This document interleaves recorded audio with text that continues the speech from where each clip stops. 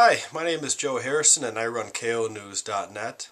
One of the main features of KNUCKLE.net is the UFC vs. boxing review, which is done every month covering the previous month as far as the most popular UFC vs. boxing events, as well as previews for the following month. Since it's the first video segment for UFC vs. boxing, I'll talk about UFC vs. boxing in general. Well, first off, UFC has an advantage because it's basically more popular than boxing. I mean, every bar shows UFC versus boxing reviews. And basically, in the United States, the topic of conversation, if it's going to be UFC or boxing, usually most males are talking about UFC. On the other hand, boxing has a longer history. So, for a long time, it was the most prestigious sport.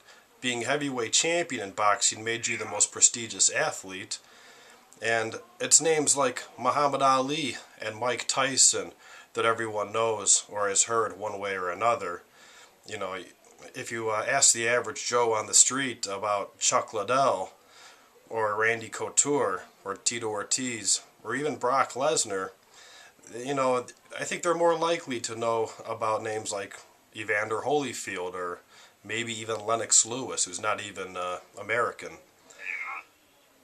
But Brock Lesnar did bring in more money in 2010 as far as pay-per-views, more than Pacquiao, more than Mayweather. Then again, for a single event, Pacquiao and Mayweather each brought in more money than any UFC superstar, including Brock Lesnar. So with all that said, I think we all know that between UFC and boxing, the biggest event would be Mayweather versus Pacquiao. Silva versus St. Pierre would be pretty big.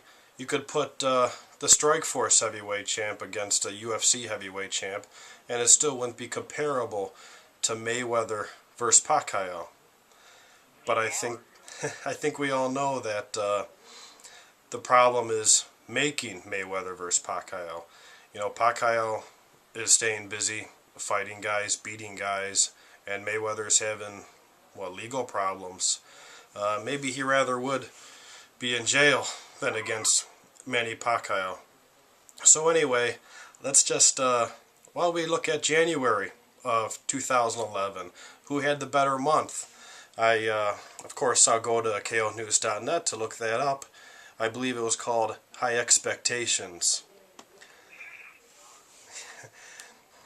Overall, in the month of January, it belonged to the UFC. Boxing did have some progress with top junior welterweights Timothy Bradley and Devin Alexander facing each other.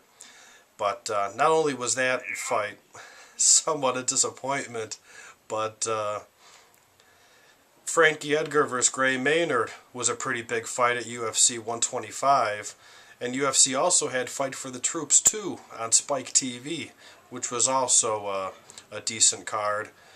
And other than the Bradley-Alexander fight for boxing, I think you had, Evander Holyfield fight? He's 48 years old. I mean, anybody care? Anybody pay for that? Anyone who did was majorly disappointed because it only lasted a few rounds, and then it was stopped, and declared a no contest. So that's a good way to throw money out the window, and why it's just another black eye in the sport of boxing. Anyway, February might be a little better for boxing. You got another big HBO event with Fernando Montiel versus Nonito Donaire. And, of course, Showtime will return with some good fights. And, as always, you can find boxing on Telefutura, FSN Deportes, and Telemundo for your Spanish-speaking fans. Anyway, I think I've taken up enough of your time, so just remember to keep your fists up and stay safe. Thank you. Hi, I'm Derek, and I'm a fan of KNUCKLE.net.